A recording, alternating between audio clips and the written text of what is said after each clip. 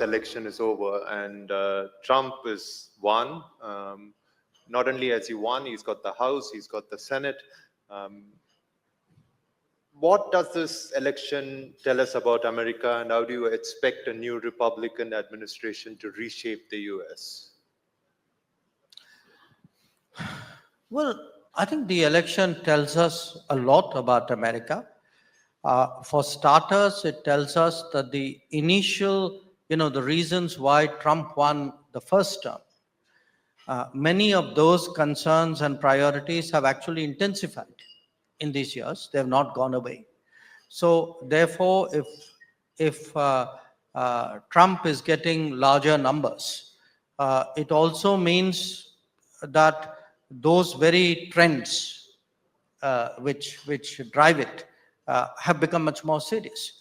So what are those trends? I think it is a concern in America that globalization has been harmful. Globalization is currently there, has not served American interest, has been in many ways detrimental or harmful to different segments of American society. It has made them less secure, both psychologically and in terms of conceptually how they view the nation. It's also made them, I think, rethink about the terms of engagement with the world. That a time when America felt it was big enough and empowered enough and resourced enough to actually take care of every global problem.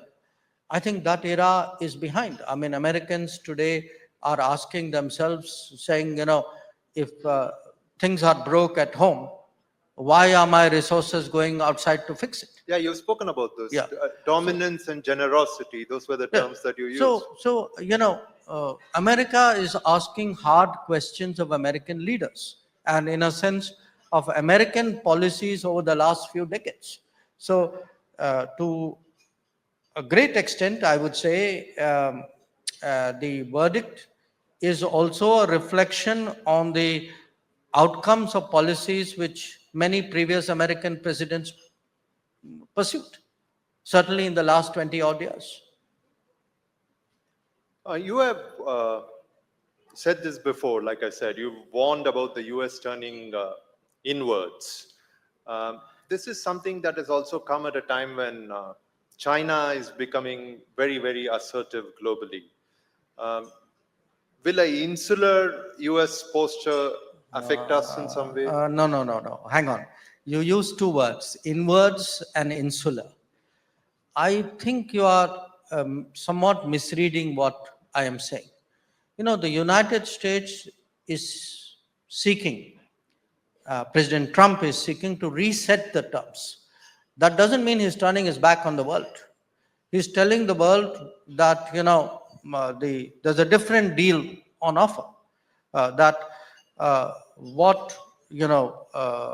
Your access to the American economy, your expectation of American resources and activities, the cost to America, all these will change. So I think it's very important, because look, there are debates in America, like in any society. Political debates are always overdrawn because each party wants to portray the other as an extremist. I don't think it's feasible, or it is actually anybody's case, that America would turn its back on the world. What America would say is, there is a world. I mean, if you are the number one power, you have to remain engaged with the world. But the terms you are offering to the world are going to be different from the terms which were there. And that, I think, is going to be the disruption, because the rest of the world has slid into a habit. Some are more habituated because they were closer to America. Some are less habituated, like us, because we didn't have the same intensity of ties or the extent of dependence or reliance which, say, allies in many cases had. So we are going to see in different domains, US take up different kinds of positions, each one of which will have a global impact. And each one of it will be calculated for its global consequences. So it will be very global. It will be differently global.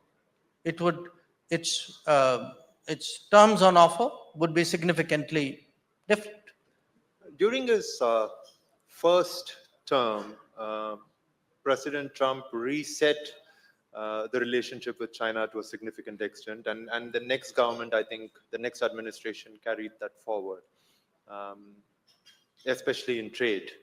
Do you see more of that coming? You know, if you interpret the American political verdict as the electorate's disenchantment or unhappiness with the impact of globalization on them, obviously, when you speak about globalization, you have to talk about China, because China has been the big beneficiary of 25 years of a certain model of globalization, to which in America the Clinton administration acquiesced in the first place. Now, so if you are saying I'm not going to let my manufacturing be hollowed out more, if you are going to say I'm going to have to deal with competition on a fairer basis, if you are going to say I'm going to rebuild my industry, obviously each one of these has consequences for US, China. And the dilemma of the US, I should also add, is not unique. I think a lot of other countries face their own versions of the dilemma, including us. A lot of our challenges, whether it is on trade, whether it is on FTA, whether it is on China, are not dissimilar. They're not identical, but they're not dissimilar.